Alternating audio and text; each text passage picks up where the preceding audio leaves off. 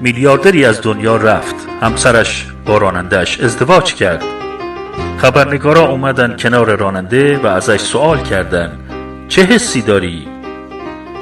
راننده گفت والا من تا حالا فکر میکردم من دارم برای ارباب کار میکنم، ولی الان متوجه شدم همه این سالها ارباب داشته برای من کار میکرده. یادتون باشه مالی که تو جمع کردی از خیر و شر، بعد از تو برایت ندهد هیچ ثمر.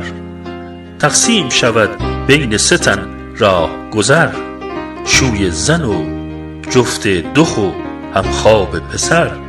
اگر امروز کار میکنید و برای خودتون زندگی نمی کنید، شک نکنید کارمند یکی از این 3 تایین. شایدم هر 3 شون. خرد یارتون، عشق همراهتون.